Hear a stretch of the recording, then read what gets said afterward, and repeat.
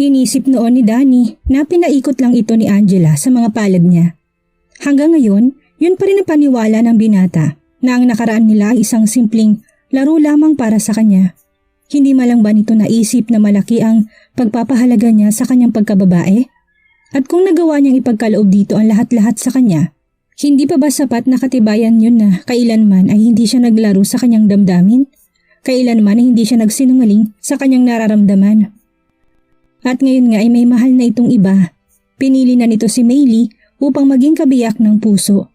Kailangan pa niyang malaman yun bago niya matanggap sa sariling wala na siyang dapat asahan kay Danny.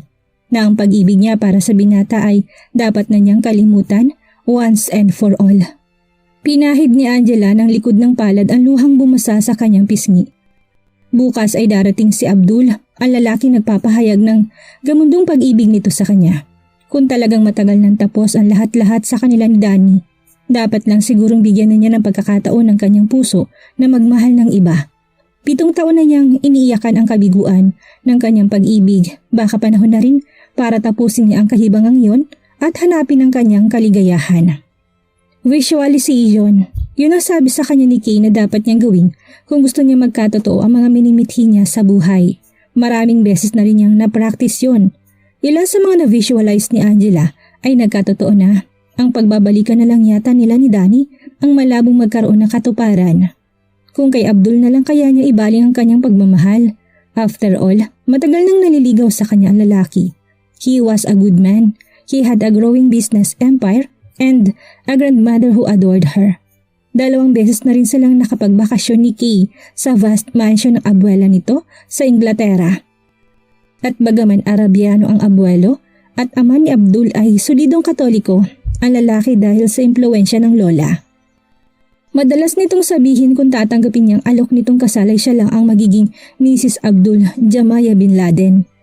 Sa piling nito'y magbubuhay reyna si Angela at maaring hindi na rin niya poproblemahin ang kakainin ng kanyang mga anak hanggang sa magiging mga apo.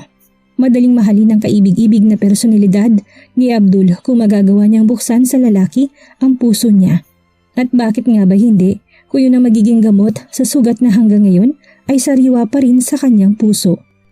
Kinaumagahan ay madali niyang naipaliwanag sa kanyang mama at lola ang tungkol sa darating niyang bisita. Kung dati-rati agad niyang kinikitaan ng pananabik si Milan kapag darating ang isang taong may sinasabi, ngayon ay simpleng pagsang-ayon lang ang naging tugon nito. Nang itanong ni Angela kung maaring manatili doon ng ilang araw ang lalaki. Bahay mo rin ito, iha. Ang bisita may bisita rin namin. Hindi mo kailangan magpaalam. Nakangiting sabi sa kanya ni Lola Soledad. Tamang yung Lola Angela. Ang casual na sang-ayon naman ni Milen. Itong Abdul na ito, kasintahan mo ba siya? Pagdakay tanong nito matapos ilapag ang hawak na tasa ng kape. Isa siyang masugid na manliligaw. Casual na sagot niya. Hinintay ni Angela ang susunod na reaksyon nito, ngunit maliban sa isang tango ay wala na itong sinabi. He's a very wealthy man, patuloy niya. Pero hindi na nagustuhan ko sa kanya. He has a heart for other people. Maraming foundations na sinusuportahan ng kanyang kumpanya. Meron din siyang sinusunod sa pangalan ng kanyang yumaong ina to honor her. Sinilyapan niya ang ina matapos ang huling sinabi. Nakita ni Angela na napayupo ito sa nais iparting ng sulyap niya. Pero kung nakokonsensya na ito sa ginawa noon, ay masyado nang huli. Hindi pa handa sa pagpapatawad ang kanyang puso. Anong oras sila darating? Magpapahanda ako ng pagkain kay maming, agaw ni Lola Soledad sa pansin niya. Siguro dito na sila manananghalian. Good morning ladies, anang tinig ni Danny mula sa kanyang likuran. Muling nag-somersault ang puso niya sa presensya nito. Lihim niyang pinagalitan ang sarili. Matapos siyang sumumpa na hindi na muling magpapaapekto. Sa lalaki heto siya at hindi mapakali sa tinig pa lamang nito. Tinugon ng kanyang ina at lola ang pagbati ni Danny ngunit hindi siya. Agad siyang humigop ng kape upang magkaroon siya ng dahilan. Para namang nananadya, sa bakanting silya pa siya sa tabi niya na upo ito. Nandito ka ba mamayang tanghali, Danny? May darating daw na bisita si Angela. Anang mama niya habang inaabot dito ang tinapay sa binata. Saka pa lamang niya ito nilingon. Nakita ni Angela na bihis ito, kung todo kurbata at Amerikana. Kung ikukumpara niya sa dati nitong ayos ay malayo na nga ang narating nito. Imbitado ba ako sa tanghalian? Kung ganun ay pipilitin ko makauwi mamayang 12:00. Biro nito. Iha, tingnan mo si Danny, ani Lola Soledad sa magaang na tono. Hindi ba't mas gwapo siya ngayong marunong na siyang magsuot ng Amerikana? Mukha na siyang tao ngayon, Lola. Dinaan niya sa biro ang parunggit. Nakita niyang umasim ang ngiti ni Danny. Pero ikaw, mukha ka pa rin kawayan. Ganti nito. Lagyan ka lang ng tali para ka ng saranggola. At bakit ako naging saranggola? Tanong niyang hindi na itagong pagkapikon. Butot balat, lumilipad, ano sagot? Saranggola. Ani ang nagsalubong ang mga kilay. Pero hindi ako butot balat, hoy. Yan ang akala mo. Patuloy ni Danny sa pambubuska. Mukhang maganda ang gising. Nagsisisi siya kung bakit nasimulan pa ang pangaasar. Ngayon ay biktima siya ng sariling kalokohan. How dare you compare me to a kite? Paangil na bulalas ni Angela bago tila batang padaskul na hinati ang tinapay. Wala sa loob na isinawsaw niya yun sa kape. Obviously, kailangan mo ng salaming double vista. Malabo ng mata mo kung hindi ka nagagandahan sa akin. Mukhang hindi ka rin naman nagagapuhan sa akin. Kaya sabay na kaya tayong magpasukat? Tumatawang sagot nito. Inis na nilingon niya ang lalaki. Sa isip ay nilamutak niya sa mukha nito ang lumambot na ngayong tinapay sa kanyang tasa. Para kayong mga bata, naaliw na sabi ni Lola Soledad. Tigilan na nga ninyo yan, para kayong hindi magkaibigan noon ah. Kung nabubuhay lang ang papa mo, ay tsak na ganun din ang sasabihin. We were never friends, Lola Soledad. Sa inis ay nasabi niya, matalimang sulyap na ipinukol niya sa binata. Dahil sa kalokohan nito ay nadamay pa pati ang namayapa na. Ngunit hindi niya inaasahan ang sumunod na sinabi ni Danny. Yes, you're right. We were never friends. We were lovers, right, Angela? Nanlaki ang mga mata niya sa tinura nito. Sabay na napatitig sa kanyang ina at lola niya. Gayunman ay wala ang pagkagulat na dapat sana'y rumihistro sa mukha ng dalawa. Ang nakita niya sa mga ito'y paghihintay na kumpirmahin niya ang sinabi ni Danny. It's not true, Danny. You know that. Tanggi niya. Hindi niya aminin sa harap ng mga ito ang kanilang nakaraan, lalo na sa harap ng kanyang mama. Kung sasabihin niyang totoo ay mapagtatagni-tagni nito ang kwento at hindi malayong isipin ng kanyang ina na si Danny ang ama ng dinadala niyang ipinalaglag nito noon. Pumatlang ilang sandaling katahimikan bago binawi ng binata ang sinabi. It was a joke, of course. Huwag niyong isiping magugustuhan ako ni Angela. Hindi ako isang mayamang lalaking may ibibigay ang lahat ng gusto niya sa buhay. Hindi importante sa akin ang pera. Pagtatanggol niya sa sarili, yun naman ang totoo. Madali na lang sabihin yan. Kasual na sabi ni Danny upang marahil ay ikubli ang bitterness na alam niyang nasasalob pa rin nito. Hindi ko nilalahat pero naniniwala ako maraming babae ang tumatalikod sa kanilang mga minamahal nang dahil sa pera at ambisyon. Ipinasya ni Angela na wag nang sumagot upang wag nang humaba ang usapan. Alam niya siyang pinatatamaan ng mga salita nito. Tinuon na lamang niya sa pagkain ng kanyang atensyon hanggang sa magpaalam si Danny sa kanyang mama at abuela ay hindi na niya ito pinansin. Isinatinig niyang pagtataka nang makaalis ito. Dito pa rin ba nakatira si Danny? Tanong niya sa kanyang Lola Soledad. Oo, iha, pero hindi na sa malit na bungalow sa likod. Inuukapan niya ang isa sa mga cottage malapit dito. Inuupahan niya yon sa murang halaga, samantalang kung kami masusunod ay maaari niya ng tirhan ng libre. Ang alam namin ay nagpapagawa si Danny ng bahay sa Santa Rosa, kaya hindi magtatagal at aalis na rin siya dito. Dagdag pa ng kanyang mama. Maswerte ang babaeng mapapangasawa niya dahil masikap siya sa buhay. Yeah, Maylie is one lucky lady. Ani nga sunanda ng isang buntong hininga. Pero hindi ko siya kinaiinggitan. I know I'll be luckier kapag tinanggap kong pag-ibig ni Abdul. Pasado 11:00 ng umagang yun, dumating si Kay at Abdul sakay ng isang modelo Mercedes-Benz sedan. Nagulat pa si Angela nang makitang si Abdul ang nagmamaneho ng kotse. Nakasuot ito ng asul na polo shirt na pinaragan sa puting pantalon. Masaya siyang sinalubong ng dalawa. Tumitiling humalik sa pisngi niya ang gay friend na si Kay habang nakangiti namang nakipagbeso sa kanya si Abdul. I'm so glad to see you, Angel. Sabi sa kanya ng lalaki at niyakap siya. Same here, Abdul. Totoo sa loob na sagot niya. Nang sulyapan niya si Kay ay kinikilig ito sa kinatatayuan sa isang tabi. Alam mo ba makulit ang lalaking yan? Dapat sana'y nakasakay kami sa limousine service ng Hyatt Hotel. Pero mas ginusto niya magmaneho. Halos himatayin ako sa bilis niya magpatakbo. Natatawang reklamo ng binabae. Nakalimutan mo na bang maging ambisyon din niya ang maging race car driver? Paalala niya kay Kay. Binalingan si Abdul at ipinaliwanag kung anong pinag-uusapan nila ni Kay.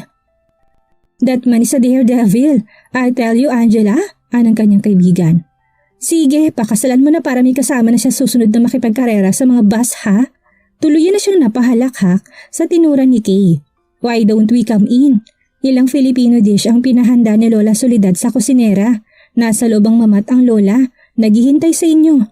I brought some gift for your mother and grandmother, Angel. It's in the car. Sabi ni Abdul na tila sandaling nakalimutan ng tungkol sa bagay na makita siya. Tinungo nitong kinapaparadahan ng kotse at nang magbalik ay dala ng 2 kahon na babalot na makintab na wrapper. You shouldn't have obliged yourself with that, Abdul. But thanks anyway. I'm sure they're going to appreciate your thoughtfulness. Maluwang ang ngiti nito pagkarinig sa kanyang sinabi. Iginiya ni Angela papasok sa villa ang dalawa kung saan naroon sa salat naghihintay ang kanyang mama at lola. Ipinakilala niya sa mga ito ang kanyang mga bisita at pagkatapos ng maikling introduction ay pinagkaloob ni Abdul sa dalawa ang mga regalo. Hindi nagtagal ay inanyayahan ni Lola Soledad ang lahat patungo sa komedor para mananghalian. Nagpatuloy ang kanilang kwentuhan sa harap ng pagkain. Kay daling nakagaanan ng loob ng mama at lola niya si Abdul. Sila naman ni Kay ay tila may sariling mundo habang kinukumusta niya rito ang naiwang trabaho. Nakahinga siya ng maluwag nang sabihin nitong nasa ayos ang lahat at wala siya magiging problema sa kanyang pagbabalik. Maya-maya ay nakita niyang lumapit si Aling Mameng kay Lola Soledad at may sinabi. Nahagipan ng kanyang pandinig nang sambitin itong pangalan ni Danny at nasabihin ng kanyang abuela na tawagin itong muli para sumabay na sa kanilang pananghalian.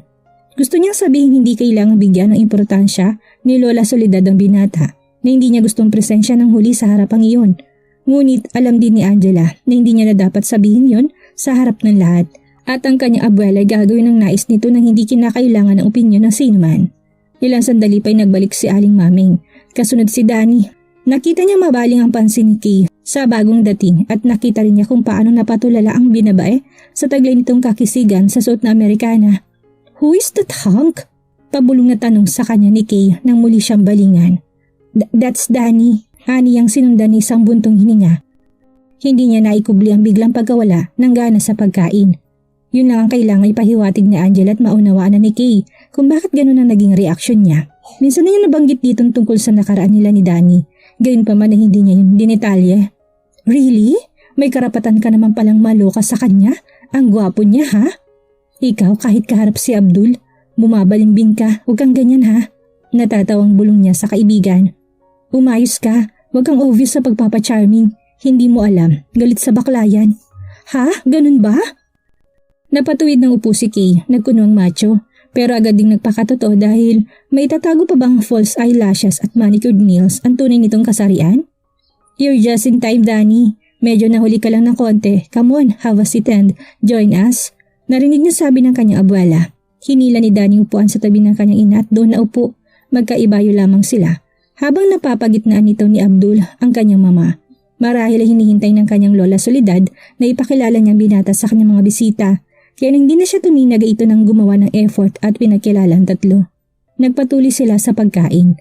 Nagpatuloy rin ang kwentuhan nila ni Kay habang ang atensyon ng kanyang mama at Lola Soledad ay nakatuon sa 2 lalaki. Napansin ni Angela ang manipulasyong ginagawa ng mama niya upang malaman ni Abdul ang propesyon ni Danny. Gayon din ang mga achievements nito. Kaya nakaramdam siya ng pagtataka. Bakit may pakiramdam siya na bigla ay pinagmamalaki ng kanyang mama si Danny? At sa ginagawa nito, napagwari niyang tila ayaw nitong ipatalo ang binata sa mga katangian na masugid niya manliligaw. Abdul Jimaya bin Laden, pumalitak si Danny matapos banggitin ang pangalan ng lalaki. Sigurado ka bang isang mayamang businessman yung boyfriend mong Arabo at hindi isang terorista? Huwag na huwag mga magawang birong bagay niyan, Danny. Nainis na sagot ni Angela. Kung alam niya lang ang pambubus ka na naman ang gagawin nito ay agad na sana siyang umiwas nang maramdaman ito sa likuran niya. Tinitiyak ko hindi siya isang terorista. Isa siyang mabuting tao. In fact, mas mabuti pa nga siya kaysa sayo. Why? Because he travels around the world in his private jet and sleeps with his money? Tanong nitong may kaakibat na pang-insulto. Hindi mo ba alam na mas mapanganib ang mga taong nakukuha ang kanilang gusto sa isang kumpas lang ng kamay? No, angil niya. Mas mabuti siya kaysa sayo dahil hindi niya ako sinasaktan. Muli niyang narinig ang palatak nito. Paano ka masasaktan ng isang lalaking hindi mo naman mahal, Angela? Mabait si Abdul at mahal niya ako. Hindi siya mahirap mahalin. Sa'yo na rin ang galing, hindi siya mahirap mahalin. Kung ganun, hindi mo pa siya mahal. Pag-aaralan mo pa lang siyang mahalin. Hindi siya nakapangatwiran sa sinabi nito dahil totoo. Nagalit-galitan si Angela upang pagtakpan ng pagkatalo. Wala ka bang trabahong dapat asikasuhin kaya ka nandito gusto mo lang akong bantayan? Hindi kita bodyguard, Danny. At hindi ko kailangan at isa pa kapag kasama ko si Abdul. Inakala niyang tinablan ang lalaki sa ginawa niyang pang-iinsulto ngunit hindi man na ito naapektuhan. Gusto mong hamunin ko ng suntukan niyang higanting yan nang makita mo kung sinong lampas sa amin. Kung sino pwede magtanggol sa'yo ha? Are you crazy? Inis na angin niya. Bakit mo siya hahamunin ng suntukan? Barumbado ka talaga, no?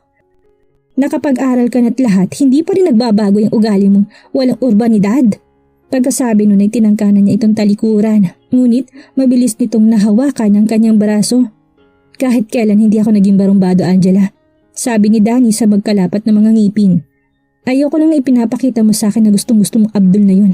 Samantalang ang totoo, hanggang ngayon hindi mo pa rin ako nakakalimutan. Don't be sure about it, Danny. Ganti niyang nakataas ang noo. Hindi lang ikaw magaling humalik. We were young then. Kaya mga ginawa namin ni Abdul ay walang-wala sa mga ginawa natin sa kwadra. Putya, bulalas nito. Malinaw na nagalit sa hindi direktang pagpapahayag niya na may namagitan na sa kanila ni Abdul. Kahit ang toto'y ginawa niya lang yon upang pasakitan to, gusto lang niyang ipamukha sa binata na nakalimutan na niyang nakaraan kahit hanggang sa kasalukuyan ay alipin pa rin siya noon. Gusto mong ikwento ko sa iyo kung paano at saan kung ilang beses ha, Danny? Itinuloy ni Angela ang inimbentong kasinungalingan. Ngunit kung haharap lang siya dito ay makikita nito sa mga mata niya ang katotohanan na maging siya hindi makapaniwalang magagawa niyang sabihin ng mga yon. We were all over the place, Danny, at hindi niya ako kailanman sinaktan. Lalo niya akong minamahal sa tuwing magninig kami. Si Abdul lang ba? O marami silang nagdaan sa mga kami mo? Nagdidilim ang mukhang tanong nito. Naramdaman niyang pagdiin ng mga daliri nito sa braso niya. Would you be happier kung sasabihin kong bukod sa iyo si Abdul lang ang hinayaan kong umangkin sa katawan ko? Siguro sapat na rin yun para maniwala kang mahal ko siya. Isa kang kaawa-awang sinungaling, Angela. Yan bang ginawa sa iyo ng pagiging isang sikat na modelo? Ang magsinungaling para sa iyong kapakanan? Kapag kinakailangan lang, Danny, sa sarili na lang sinabi yun. Natutuhan ko magsinungaling dahil kung hindi ko gagawin yun ay lalo mo lang akong sasaktan.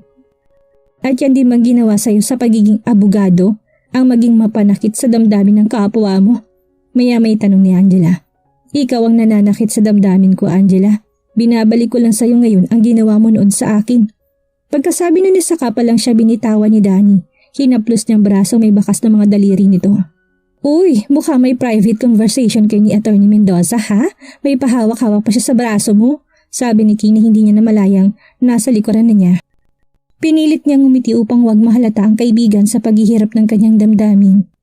Na-realize niyang ito ang dahilan kung bakit agaran tinapos ni Danny ang kanilang pag-uusap. We were just talking, Kay. May tinatanong lang siya sa akin. Kaila ni Angela. About Abdul? Baka naman nagseselos, nakatawang sabi ng binabae. Dapat pala sa'yo nobilista, kasi magaling kang mag-isip ng kwento. Hay nako, halika na nga. Niyaya niya ito sa kinaroroonan ni Abdul at ng kanyang abuela. Aware siya na mula sa kalayuan ay nakatingin pa rin sa kanya si Danny. At nang minsan siyang lumingon ay nagtama ang kanilang mga mata. Napatunayan niyang tama ang kanyang kutob. I love your granddaughter, Mrs. Gonzales. Narinig ni Angela na sinabi ni Abdul sa kanyang lola Soledad. Nang makita silang papalapit ni Kay ay ngumiti at bago tinuloy ang sinasabi ay hinintay pa muna sila. Tumayo ito't pinaghihila siya ng upuan. Matapos niyang pasalamatan ay naupo itong muli sa tabi niya. Hindi siya tumutol ng kunin itong kanyang kamay at gagapin ng kanyang palad. Angela is beautiful inside and out. What more can I ask for? I've known her for years now and every day my feelings for her keep getting stronger. I don't know if I could find another woman with the same qualities. Maluwang ang iting tinanguan ni Lola Soledad ang sinasabi ng lalaki. Nasa mukha ng kanyang abuela ang pagmamalaki. Kung nasa harapang yun kaya ang kanyang ina, ano kaya magiging reaksyon nito? It's nice to hear you admire my granddaughter, Abdul, ani Lola Soledad at tumingin sa kanya. But like I said, she's the only one who could decide for her life. Especially when it comes to affairs of the heart, we can only support her. I just want you to know, I would do anything to make her happy. Pagkasabi na pinisil nitong palad niya, she could only smile. Naisip ni Angela na kung naririnig lang ni Danny ang mga sinasabi ni Abdul, ay tsak na pagtatawanin to ang huli. Maaaring sabihin ito ng babaeng nilalagay ni Abdul sa pedestal ay una nitong naangkin. I know that your money could buy you anything you want, Abdul, sabi ni Kay. But I only want you to promise that you will love her without condition. I promise. Anitong tinaas pang kanang kamay sa pagsumpa. Parang nararamdaman ko ng susunod na mangyayari. Angela darling, kinikilig na bulong sa kanya ng kaibigan. Tsak na aalokin ka na niya ng kasal. Hindi ko alam kung handa na ako mag-asawa. Pabirong sagot niya. Ayaw niyang seryosohin sa isip ang sinasabi ng kaibigan. Natutuwa siya sa presensya ni Abdul dahil tinutulungan siya nito na maging matapang sa harap ni Danny. Subalit ang idea ng kasal hindi niya alam kung paano pakikibagayan at paano siyang aalokin ito ng kasal gayong hindi pa nga niya ito nobyo. Loka, basta oo ang isagot mo kapag inalok ka niya. Palihim niyang kinurot sa tagiliran si Kate. Malakas ang tawang pinakawalan nito. Ngunit pagkatapos nun ay tumigil na ito sa pambubuska. Iha, ang mabuti pa ipadala mo na dito kay maming ang merienda. Pwede bang ikaw nang pumunta sa kusina? Wala akong matanaw isa man sa mga kasambahay natin. May sabi sa kanya ng abuela. Sapat na yun upang maunawaan niyang gusto lang nitong ipagpatuloy ang ginagawang interogasyon kay Abdul. At si Kay naman ay magiging isang malaking tulong upang makilala nito ng lubusan ang lalaki. Walang problema, Lola. Aniya, kahit sa pagtayo niya ay nakaalalay pa rin si Abdul. Mabilis nitong nahilang kanyang silya. Hindi niya niiwasang isipin na siguro ganun din kay Maylie si Danny. Napabuntong hininga si Angela. Kailangan bang minuminuto ito ang laman ng kanyang isipan? Bago pa muling pagharian ng emosyon niya ay lumakad na siya patungo sa villa. Hinanap ng mga mata niya si Danny. Nakita niyang wala na ito sa dating kinaroroonan. Inakala niya umalis na ito pero nakita niyang naroon pa ang Nissan Patrol. Lumingalinga siya sa paligid. Kung naroon pa ito, tsak na bigla na lamang lilitaw para buskahin siya. Hanggang naroon siya, tsak na hindi siya nito bibigyan ng katahimikan. Pero nakapasok siya sa villa nang walang humaharang sa kanya. Nagpasalamat siyang nakarating sa kusina kay Aling Maming nang hindi naingkanto. Pero hindi rin siya nakaligtas sa kapre matapos niyang sabihin sa kusinera na dala na sila ng merienda. Paglabas ni Angela ng villa, presente ito nakaupo sa kanyang daraanan. Eksaktong sinisindihan nitong sigarilyong nakaipit sa mga labi na magtamang kanilang mga mata. Ibig niya umiwas subalit tayo rin naman niyang isipin nitong naduduwag siya. At maano ba kung nakatayo ito doon na parang sigang naghihintay sa kalaban. She was tougher. Pinatapang siya ng kanyang mga pinagdaanan. What do you really want from me, Danny? Galit na tanong niya. Sa pagdaan niya ay hagipin nito ang kanyang kamay. Hindi mo kailangang gamitin si Abdul para pasakitan lang ako, Angela. Malumanay nitong sabi para bang nagpapaalala sa isang kapatid. Wala ka nang pwedeng gawing makakasakit sa akin, kaya wag ka na sanang padalos-dalos sa mga pagpapasyang gagawin mo. Umantig sa puso niyang sinabi nito, gayon din ang pagpapakita ng concern sa kanya, pero hindi niya dapat hayaang maapektuhan nun ang kanyang damdamin. Para kay Danny, tahasan nitong sinabi ang gagawing paghihiganti, kaya hindi nito ito dapat paniwalaan sa konting pagpapakita lang ng kabutihan. I am not a user, Danny. Maikling pahayag ni Angela, tila may biking ang kanyang lalamunan na kung magsasalita pa siya tsak na garalgal ang boses na dadaan doon. Malalim ng pinagsamahan namin ni Abdul, hindi ko siya magagawang gamitin para lang pasakitan ka gaya ng inaakala mo. Hindi mo ko pwedeng lokohin, Angela. Nababasa ko sa mga mata mong katotohanan. Hindi mo na kailangang magsinungaling. Hindi ako sinungaling. Pumiksi siya, tinangka niyang bawiin ang baraso mula sa pagkakahawak ni Danny, ngunit parang bakal ang mga kamay nito. At gusto mong paniwalaan kita? Pumalatak ito. Itong sasabihin ko sa iyo ha, para sa akin ang babaeng sinungaling hindi dapat pagkatiwalaan. Stop it, Danny! Galit na bulalas niya. Stop it! Mahal ko man si Abdul o pag-aaralan palang mahalin ay hindi na importante. Ang mahalaga ay kung ano may ibibigay niya sa akin. Kung ano magagawa niya para mapaligaya ako. Tigilan mo ng pakikialam mo sa akin. I don't need your advice. Nakita niya na magdilim ang anyo nito. Please, kung ano man ang binabalak mo, huwag mo nang ituloy. Ngayon lang ulit ako umuwi kaya nakikiusap ako sa'yo. Bigyan mo ako ng katahimikan. Kakibat na ng desperasyong nararamdaman niya. Ibibigay ko lang yun sa'yo kapag naramdaman ko na sa sarili kong sinasabi mo katahimikan. Hindi kita ginugulo, hindi kita pinapakialaman. Kay Namili, kaya huwag mo kaming pakialaman ni Abdul. Do you really want him, Angela? Salubong ang mga kilay na tanong ni Danny. Yes, at hinihintay ko na lang na alukin niya ako ng kasal. Kapag nangyari yun ay buong puso kong tatanggapin. Nakita niyang magkahalong pagkagulat, pagkalito at galit na sabay-sabay na rumihistro sa mukha ng lalaki Akala niya hindi na ito maapektuhan kahit anong kanyang sabihin, pero ng mga sandaling iyon ay malinaw niyang nabakas ang tunay nitong damdamin.